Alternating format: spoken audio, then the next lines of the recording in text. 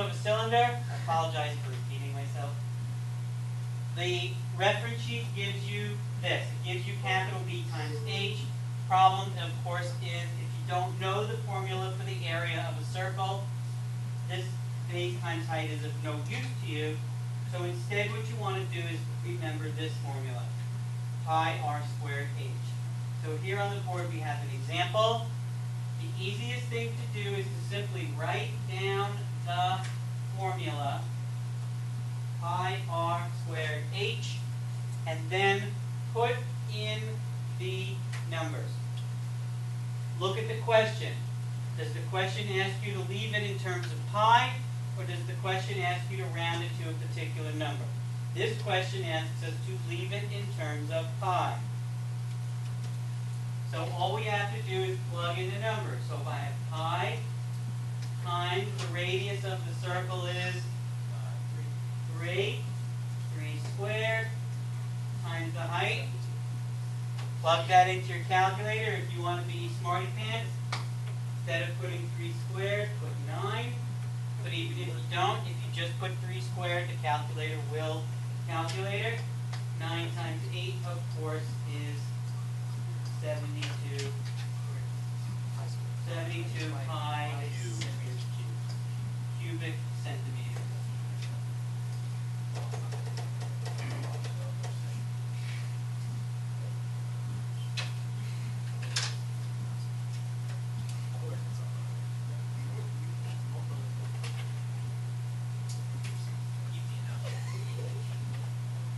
I think so. It's not like Okay. All right. Does anybody have any questions? All right. Let's you guys do one and build up your confidence a little bit.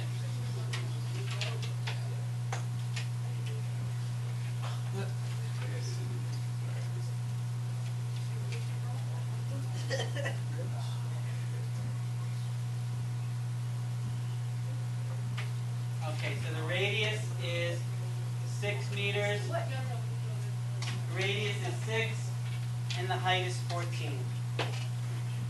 Please put your answers in terms of pi.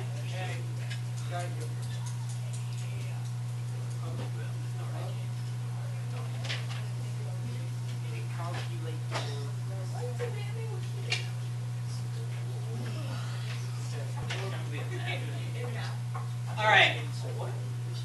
So we have another vocabulary term as well as another set of problems.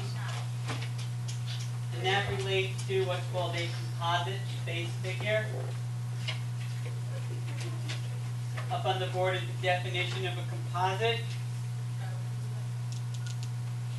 Basically, composite means a combination. So you might be asked to find the volume of a combination of two different shapes. Like this. So here's a fish tank. And we want to know how much water does the fish tank hold? In other words, what's the volume of the fish tank? Yes.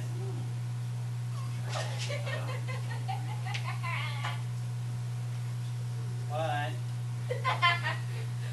No. I was supposed Okay, so the easiest thing to do. What do you think is going to be the easiest thing to do here? Separate it. Separate it into two shapes. A rectangular prism, and then what portion of the cylinder is this? It's a half a cylinder. Oh. Okay, so now once you've separated, and whether you actually want to make a diagram, that's up to you. I strongly suggest that you do. Yes. Well, you'll be given the picture, most likely. So make a picture of the separated so you can see what numbers go where. Now, you're just going to write down the formula for the volume of a rectangular prism, which is what? L times W times height, and then plus the formula for the volume of a the formula for the volume of a whole cylinder is what? Pi r squared h. But remember, we don't have a whole cylinder here. We have half a cylinder. I would leave it all as multiplication. Yes. How did the square become? How do you know what the length is of a cylinder, half a cylinder? You mean where did this 12 come from? Yeah. Okay, that's a good question. Maybe that's, you see how it's just messed up. I think I have to add something. You do? Yeah, look, on the original tank it says 48, and so over here the box says 36. Okay, so again, the 12 comes, I'm sorry, I didn't have the recording on. The diameter of the circle is 24,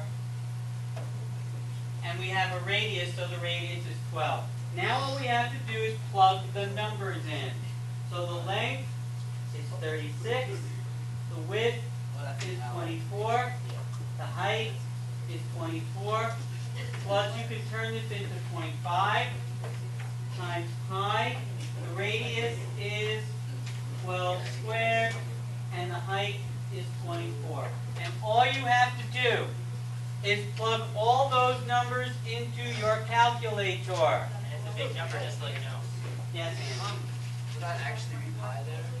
Now you're going to put in pi into the calculator.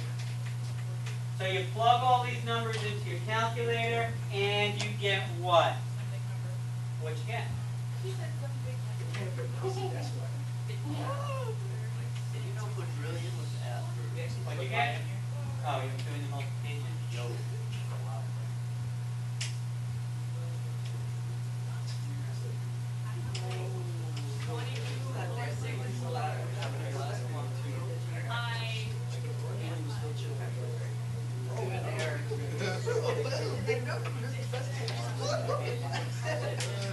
You get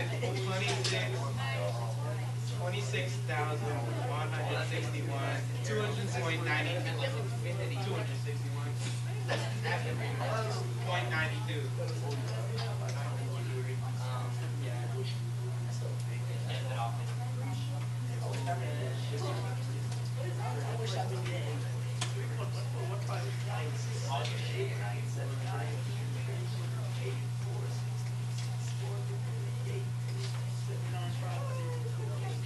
This gives you 54.29.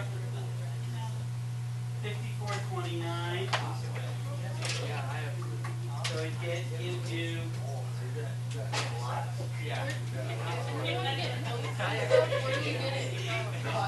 26165. What is this thing?